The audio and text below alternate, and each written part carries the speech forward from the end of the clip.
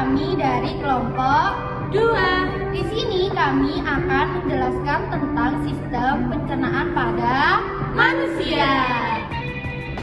Perkenalkan, nama saya Maura Zalfa Amelia Putri dengan nomor NIM 2480031. Perkenalkan, nama saya Cecil Ananda Gusta Putri dengan nomor NIM 248000043. Perkenalkan, nama saya Amanda Tiara Daya Ambawati dengan nomor NIM 248000050. Selamat menonton!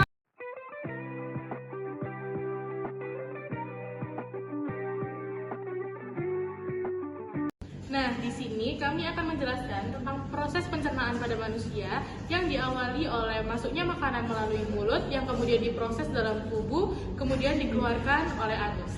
Yang pertama adalah proses masuknya makanan melalui mulut, di mana di dalam mulut terdapat lidah dan gigi yang mendukung terjadinya pencernaan secara mekanik dan kimiawi.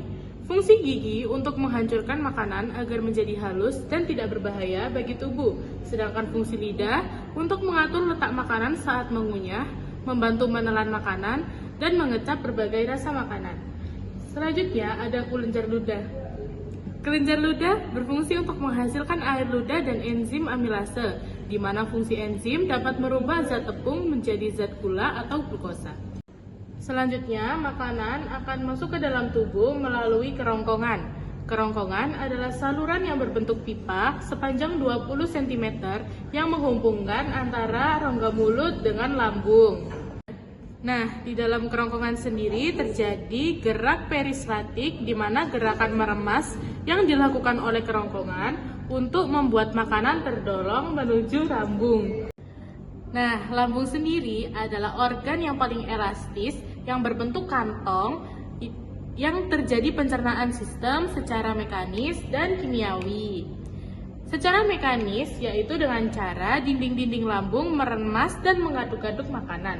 Sedangkan secara kimiawi dibantu oleh getah lambung, di mana getah lambung terdiri dari pepsin, renin, dan klorida. Proses selanjutnya akan dibawa ke usus halus. Usus halus merupakan usus terpanjang karena panjangnya mencapai 6-7 meter. Di usus halus terdapat cairan khusus untuk menyempurnakan pencernaan makanan. Ada 3 bagian usus. Yang pertama ada usus 12 jari, yang kedua ada usus kosong, yang ketiga ada usus penyerapan. Usus 12 jari terletak pada di sini. Nah, usus 12 jari atau duodenum memiliki panjang 25 cm untuk mencerna makanan dengan bantuan pankreas dan getah empedu. Getah pankreas dihasilkan dari kelenjar pankreas.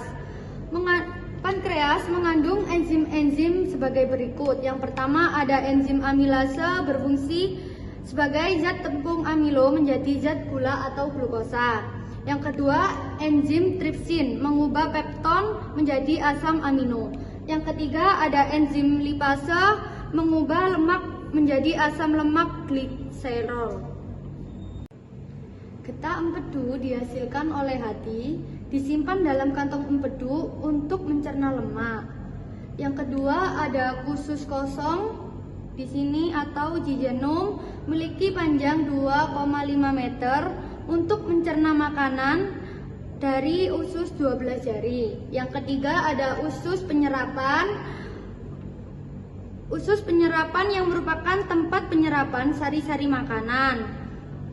Di seluruh permukaan dinding usus terdapat ujung-ujung pembuluh darah untuk menyerap sari-sari makanan, lalu diedarkan melalui aliran darah seluruh tubuh. Jadi, apa yang kita makan akan kembali ke tubuh kita.